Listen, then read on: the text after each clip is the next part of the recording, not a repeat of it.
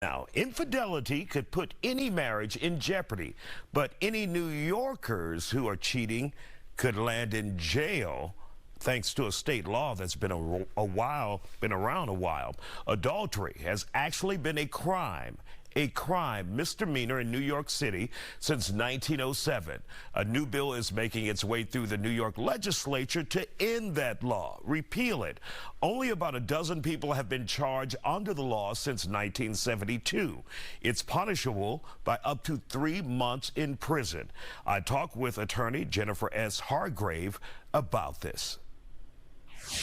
Now, Jennifer, most people would be shocked to learn that in some states in the United States that adultery, cheating on your wife or your husband or significant other, not significant other, but wife or husband, legally married, is a crime punishable by time in jail or behind bars.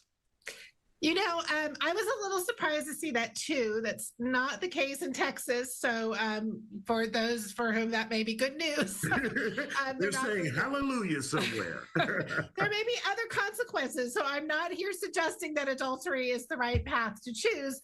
But in terms of it being a crime, it isn't in Texas. But so I was surprised to learn it still is on the books. Although, it wasn't that long ago that there were lots of laws on the books that really impeded intimate relations. So I'm surprised, but not surprised. Okay. And in New York, they're looking to repeal that law.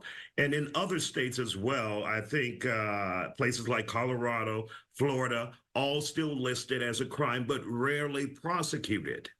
And, I think that's a problem when you have laws on the books that you're not prosecuting. And so, because then people can kind of not take the laws very seriously. So I think it's probably a very good plan to take the criminal aspect of adultery off the books. Absolutely, and they're making that move, and I think there are like 16 states.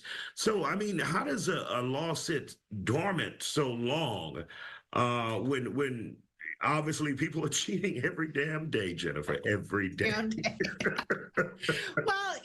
there are lots of laws on the book. So if if they're not being prosecuted, they just can sit there and people aren't even aware. So it's not a bad idea to kind of do a refresh and look through those laws and see if it makes sense for it to still be illegal to sell mattresses on Sunday. I mean, we come out of sort of a puritanical history. So again, I'm not surprised that these laws are on the books, but I think it's a good thing to be reviewing those laws and see if they make sense. And these types of laws, I don't think make sense. Right.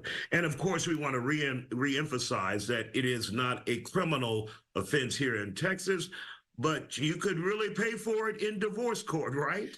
You really can. So Texas is a no-fault divorce state, which means you don't have to prove adultery or another reason for divorce. But if there are those factors, they can be used to support a disproportionate division. So the court has discretion as to whether or not they're going to award more of your estate. So it can be costly, especially depending on what court you're in. All right, Jennifer Hargrave with the Hargrave Family Law in Dallas. We thank you for dropping by the Factor Uncensored and giving us your expertise on this.